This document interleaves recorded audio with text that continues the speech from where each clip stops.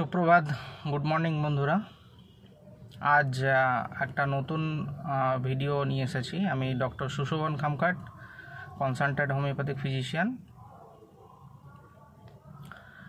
আমাকে অনেকেই ফোন করেন বা বন্ধুবান্ধবরা জিজ্ঞাসা করেন, বিশেষ করে সমাজে যে প্রচলিত একটা ধারণা আছে যে চিকেন পক্স বা হাম হয়েছে আর পার্শ্ববর্তী কোনো ব্যক্তির বা প্রতিবেশীর বা কোনো বাচ্চার, তো তার প্রতিষেধক হিসেবে কোনো একটা ওষুধ, হোমিওপ্যাথিক ওষুধ আমাকে বলতে বলেন, যেটা খাওয়ালে পরে বাড়িতে অন্যান্য যাদের চিকেন পক্স বা হাম হয়নি তাদের যাতে না হয়।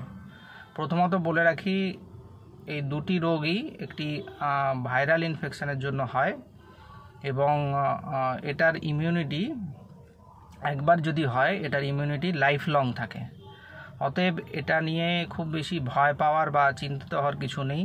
যার একবারও হয়নি তার সে যদি এফেক্টেড রোগীর সংস্পর্শে আসে, তার হওয়ার সম্ভাবনা বেশি থাকে। কিন্তু আগের থেকে কোনো রকম হোমিওপ্যাথিক ঔষধের প্রতিষেধক দেওয়া যায় না। যখন তার লক্ষণ তৈরি হচ্ছে শরীরে, সেই লক্ষণ অনুযায়ী সুনির্বাচিত ঔষধ দিলে দ্রুত ফল পাওয়া যায়। এবং এগুলো এক একটি অ্যাকিউট ডিজিজ, অর্থাৎ তরুণ রোগ। এক্ষেত্রে সেই সময়কার যা লক্ষণ, সেই লক্ষণ অনুযায়ী সঠিক নির্বাচিত ঔষধ দিলে দ্রুত তার আরোগ্য লাভ করে, এবং এটা নিয়ে খুব বেশি চিন্তিত হবেন না। আরও একটা প্রচলিত ধারণা সম্বন্ধে বলে রাখি, এই সমস্ত রোগের ক্ষেত্রে বাড়িতে অনেকেই আমিষ জাতীয় জিনিস খেতে বাধা দেন, সামাজিক দিক থেকে বা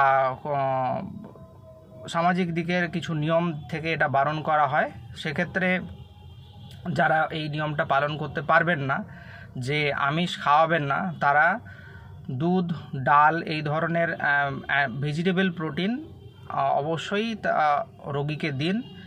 তার কারণ এই রোগে প্রচুর প্রোটিন লস হয় শরীর থেকে এবং প্রোটিন দরকার হয়। অতএব এবং যে নিয়ম আছে পুজো পার্বণ, এগুলো যত দ্রুত সম্ভব কমপ্লিট করে শেষ করে তাদের আমিষ খাওয়া শুরু করুন, না হলে শরীরে খুব দুর্বলতা তৈরি হয়। ধন্যবাদ। কোনো প্রশ্ন যদি থাকে আমাকে জিজ্ঞাসা করবেন, আমি আমার জ্ঞান অনুযায়ী যথাযথ দেওয়ার চেষ্টা করব। ধন্যবাদ বন্ধুরা।